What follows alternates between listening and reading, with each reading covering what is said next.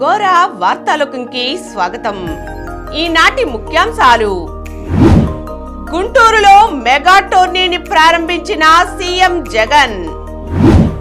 AP సహా 12 రాష్ట్రాలలో ఓటర్ల జాబితా గడువు పెంపు. 7-10 తరగతులకు ఈఈఎంటీ ప్రతిభా పరీక్ష. ఏపీలో అది కోవిడ్ మరణం కాదు. ఫ్యూచర్ స్కిల్స్ లో ఏపీకి అగ్రాసనం. ఎన్టీఆర్ జిల్లాలో ఆడుదాం ఆంధ్ర క్రీడా సంబరాలు. ఏపీ పిఎస్సి పరీక్షలకు ఏర్పాట్లు పూర్తి. హైవేలపై బ్లాక్ స్పాట్ ప్రాంతాలలో అత్యధికంగా ప్రమాదాలు. 14 ఫిషింగ్ హార్బర్ల ఆధునికీకరణ. దక్షిణాఫ్రికాతో తొలి టెస్టులో భారత్ 8 వికెట్ల నష్టానికి 208 పరుగులు. నోటి పరిశుభ్రత అంశంపై వాసవ్య నర్సింగ్ హోంలో 1151వ ఆరోగ్య సదస్సు. ఈ రకమైన నడకతో అన్ని రకాల ఆరోగ్య ప్రయోజనాలు. ఈరోజు వార్తలను చూద్దాం. గుంటూరులో మెగా టోర్నీని ప్రారంభించిన సీఎం జగన్.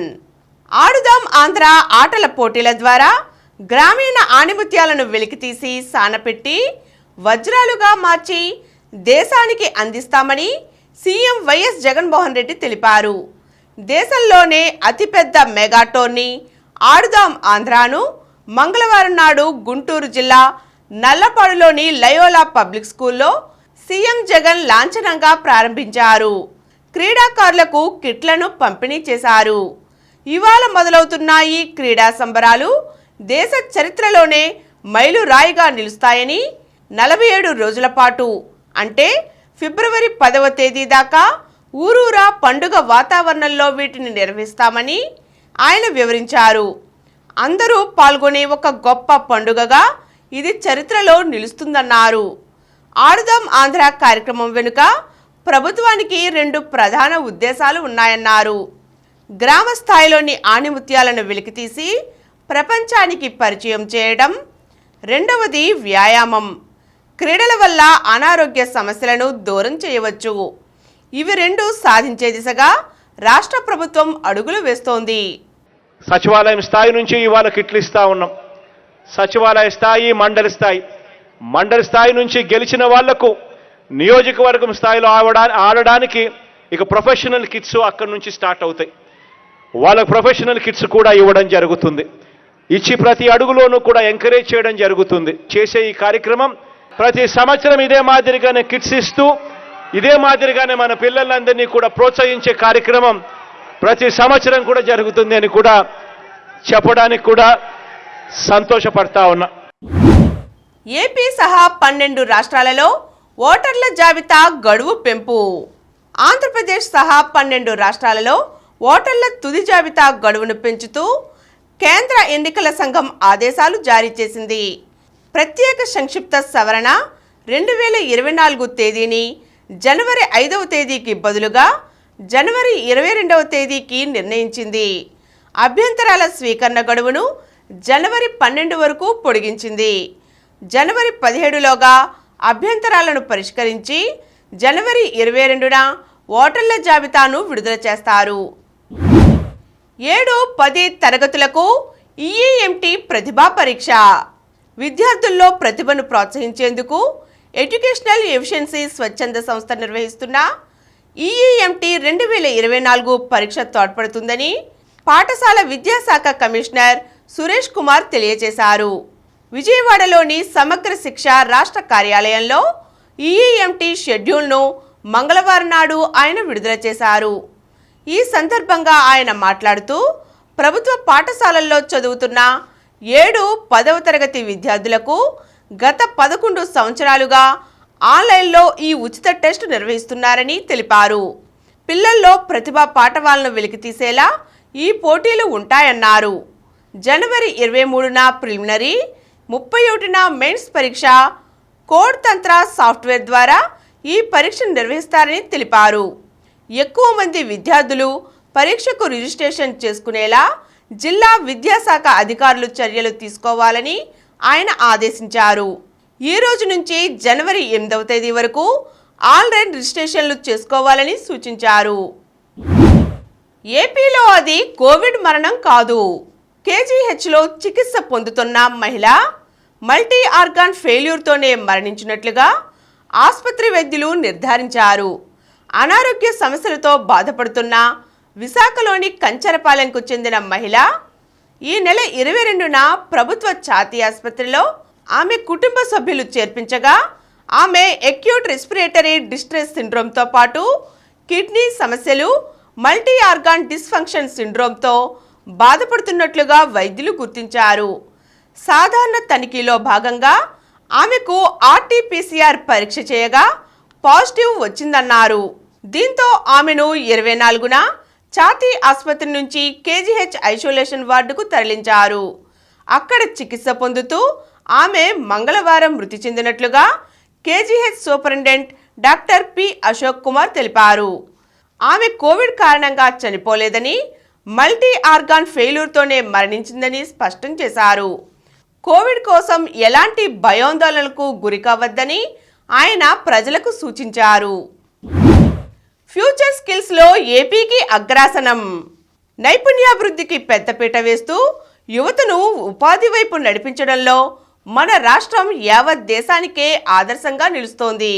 పరిశ్రమల నిర్దిష్ట అవసరాలకు తగినట్లుగా భవిష్యత్ నైపుణ్యాలు కలిగిన మానవ వనరులను తయారు చేయడం, ఇంటర్న్షిప్ కోరుకుంటున్న విద్యార్థుల విషయంలో ఏపీ అగ్రశ్రేణిలో కొనసాగుతోంది. 21వ శతాబ్దపు విద్యార్థులను కృత్రిమ మేధ సృష్టికర్తలుగా తీర్చిదిద్దాలన్న ముఖ్యమంత్రి వైఎస్ జగన్మోహన్ రెడ్డి సంకల్పానికి ఇండియా స్కిల్స్ రిపోర్ట్ 2024 ఊతమిచ్చింది.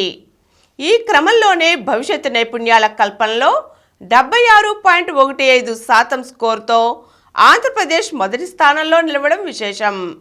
ఆ తరువాతి స్థానాలలో కర్ణాటక, మహారాష్ట్ర ఉన్నాయి. టాలెంట్ అసెస్మెంట్ ఏజెన్సీ వీబాక్స్ ఏటా All India Council for Technical Education, Confederation of Indian Industry, Association of Indian యూనివర్సిటీతో కలిసి ఇండియా స్కిల్స్ రిపోర్టును విడుదల చేస్తోంది. భవిష్యత్తులో పరిశ్రమల డిమాండ్లు, సాంకేతిక పురోగతులకు అనుగుణంగా శ్రామిక శక్తిని సిద్ధం చేయడంలో ఏపీ బలమైన ప్రాధాన్యతను ప్రదర్శిస్తోందని తాజా నివేదిక ప్రశంసించింది. ఎన్టీఆర్ జిల్లాలో ఆడుదాం ఆంధ్ర సంబరాలు. ఆడుదాం ఆంధ్ర జిల్లా స్థాయి క్రీడా సంబరాలు ఉత్సాహంగా ప్రారంభమయ్యాయి. వీటికి విజయవాడ అజిత్ సింగ్ నగర్లోని Makineni Basavapunnaiah municipal corporation stadium వేదిక అయ్యింది. ఎన్టీఆర్ జిల్లా collector S Dilli Rao, central MLA Malladi Vishnu, నగరపాలక సంస్థ కమిషనర్ స్వప్నిల్ దిన్కర్ పుణ్కర్, అంతర్జాతీయ ఆర్చరీ క్రీడాకారిణి డిప్యూటీ కలెక్టర్ వెన్నెం జ్యోతి సురేఖ, స్థానిక ప్రజాప్రతినిధులతో కలిసి ఆడుదాం ఆంధ్ర క్రీడా పోటీలను ప్రారంభించారు. తొలుత ఎంకే బేగ్, శుభోదయ ఉన్నత పాఠశాలల విద్యార్థులు మార్చ్ ఫాస్ట్ నిర్వహించారు. అనంతరం ఎమ్మెల్యే మల్లాది విష్ణు జాతీయ పతాకాన్ని, జ్యోతి సురేఖ విఎంసి పతాకాన్ని ఎగురవేశారు. అనంతరం ఆడుదా ఆంధ్ర మస్కట్ను ఆవిష్కరించారు. క్రీడాకారులు జ్యోతి సురేఖ, ఆర్ రాంబాబు తదితరులు క్రీడా జ్యోతిని వెలిగించారు. 2023 ఆడుదాం ఆంధ్ర క్రీడలు ప్రారంభమయ్యాయంటూ ప్రకటిస్తూ బెలూన్లు ఎగరవేశారు. జ్యోతి సురేఖ క్రీడాకారులతో క్రీడా స్ఫూర్తి ప్రతిజ్ఞ చేయించిన అనంతరం సచివాలయాలకు స్పోర్ట్స్ కిట్లను అందజేసి శుభాకాంక్షలు తెలియజేశారు. ఈ సందర్భంగా కలెక్టర్ ఢిల్లీరావు మాట్లాడుతూ ప్రతిభను గుర్తించి మట్టిలో మాణిక్యాలను వెలికితీసి ప్రోత్సహించాలనే లక్ష్యంతో ముఖ్యమంత్రి ఆడుదాం ఆంధ్ర క్రీడా పండుగను ప్రారంభించారని పేర్కొన్నారు. ఈ మెగా ఈవెంట్ ఫిబ్రవరి 10 వరకు జరుగుతుందన్నారు. ఏపీ పిఎస్సి పరీక్షలకు ఏర్పాట్లు పూర్తి. ఏపీ పిఎస్సి ఆధ్వర్యంలో ఈ నెల 27 నుంచి జనవరి 3వ తేదీ వరకు నిర్వహించనున్న 2023 నవంబర్ సెషన్ డిపార్ట్మెంటల్ పరీక్షలు, జనవరి 4వ తేదీన జరిగే ప్రభుత్వ పాలిటెక్నిక్ కళాశాలల అధ్యాపకుల నియామక పరీక్షకు ఏర్పాట్లు పూర్తి చేసినట్లుగా ఎన్టీఆర్ జిల్లా కలెక్టరేట్ పరిపాలనా అధికారి ఇంతియాజ్ బాషా తెలిపారు.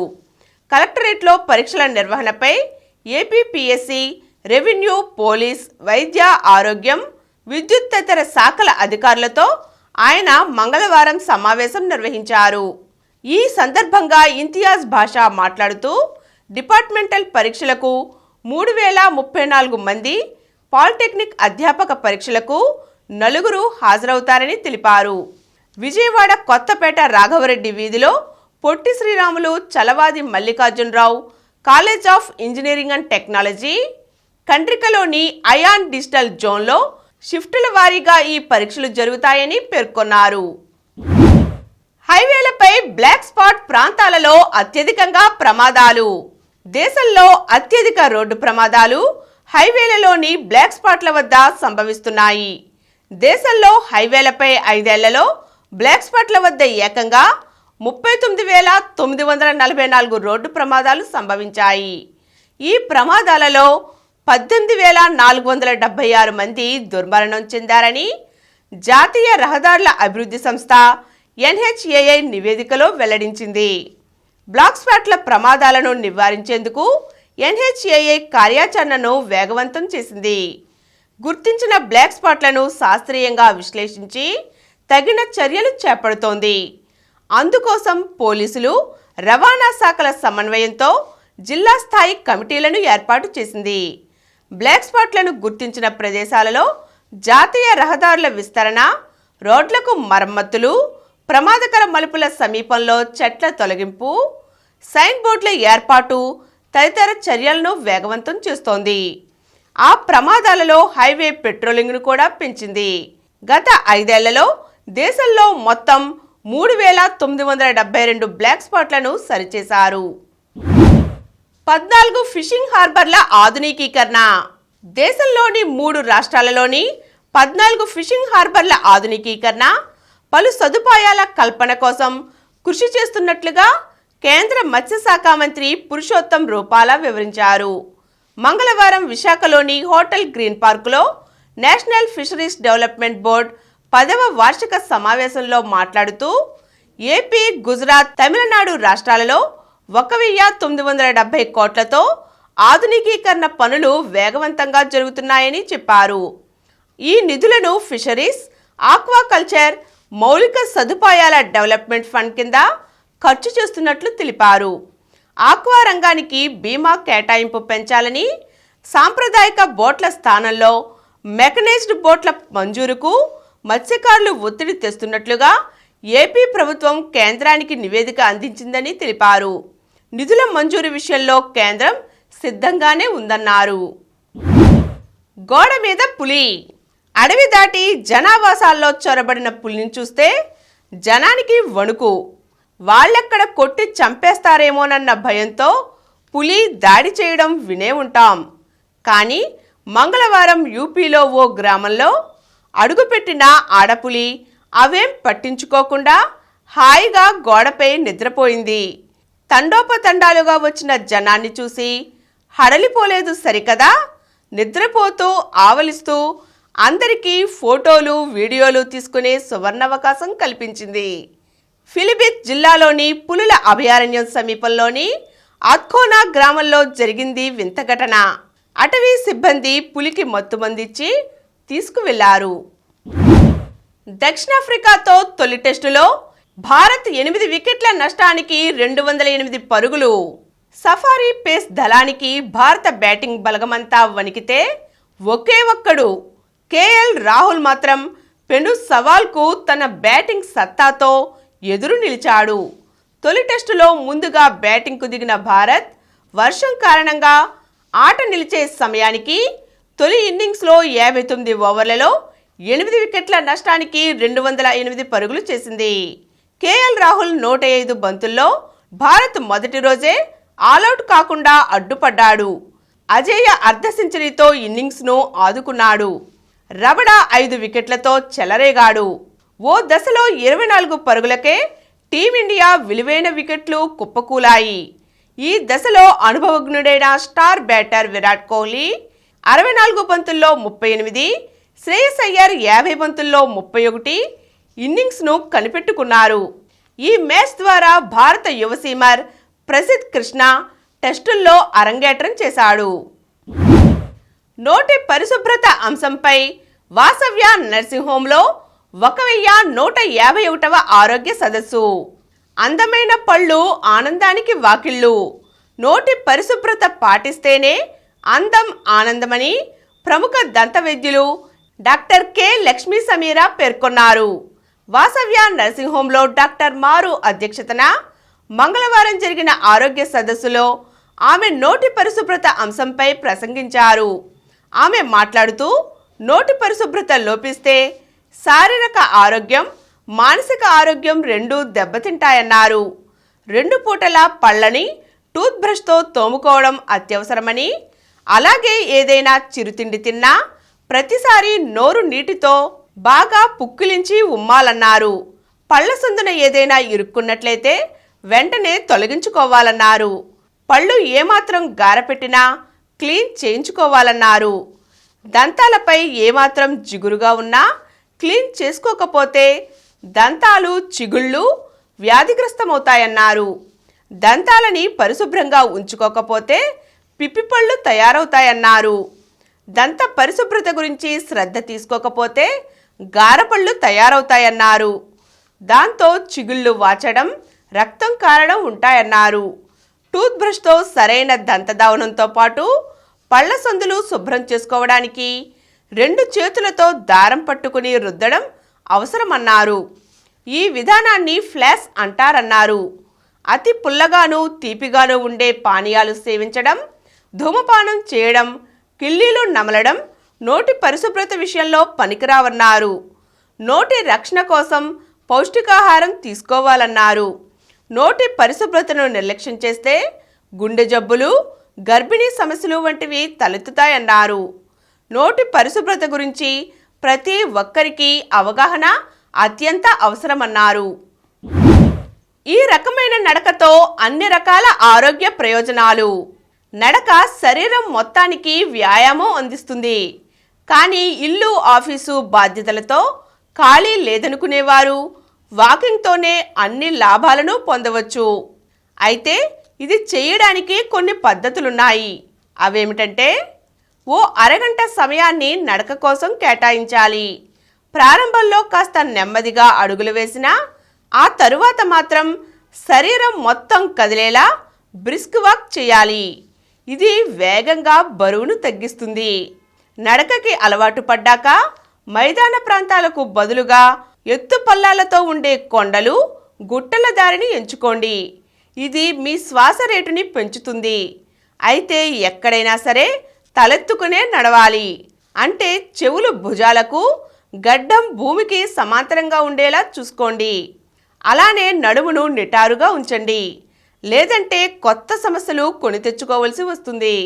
నడవడం వల్ల మీ బరువు తగ్గడమే కాక కాళ్ళు, చేతులు, కీళ్ల కండరాలు బలంగా మారతాయి. వ్యాధి నిరోధక శక్తి పెంపొందుతుంది.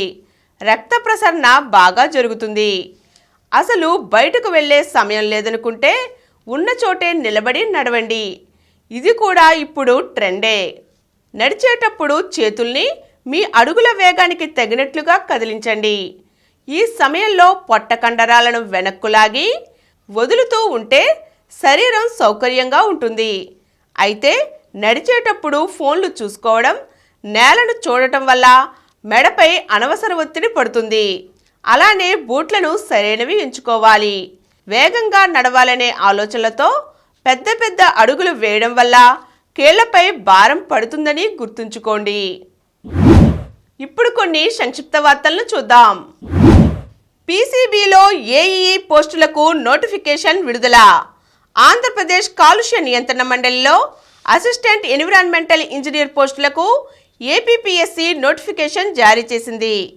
అర్హత గల అభ్యర్థులు ఈ నెల 30 నుంచి జనవరి 19 వరకు దరఖాస్తు చేసుకోవాలి. జాతీయ స్కూల్ గేమ్స్లో ఏపీ క్రీడాకారుల ప్రతిభ.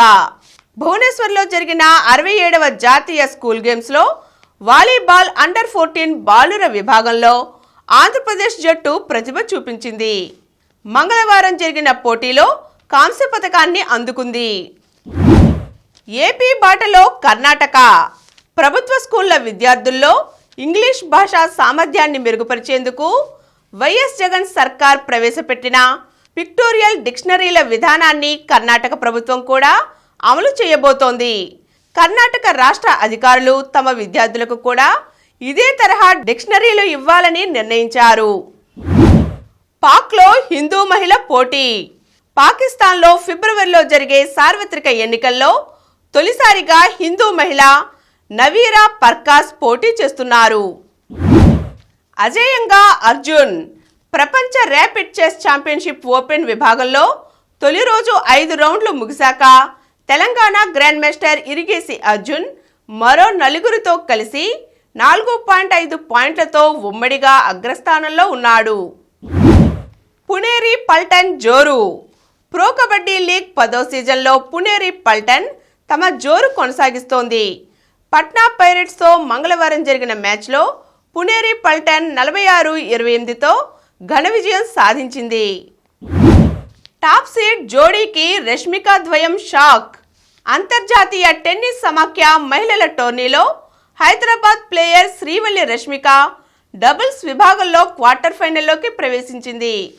నవీ ముంబైలో జరుగుతున్న ఈ టోర్నీలో మంగళవారం జరిగిన డబుల్స్ తొలి రౌండ్లో రష్మిక వైదేహి ద్వయం top seed Zhibek Kulambayeva Justina Mikulskyte జోడీని బోల్తా కొట్టించింది. సుమిత్ నగాల్కు ఏఐటిఏ షాక్. Australia open grand slam tourney కోసం అందుబాటులో ఉన్న వైల్డ్ కార్డ్ ఎంట్రీ కోసం భారత నెంబర్ 1 సుమిత్ నగాల్ పేరును పంపించడం లేదని అఖిల భారత టెన్నిస్ సంఘం స్పష్టం చేసింది. మరిన్ని వార్తా విశేషాలతో రేపటి గోరా వార్తాలోకంలో కలుద్దాం. Thank you.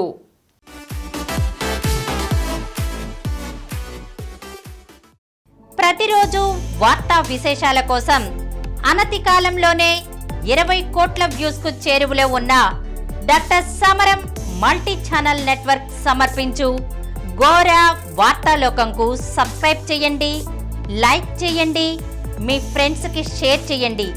అలాగే ప్రక్కనున్న గంట సింబల్ ని ప్రెస్ చేయడం మర్చిపోకండి. Please download Samaram multi-channel app and watch your favorite channels from your mobile. App available on Google Play Store and subscribe to the channels.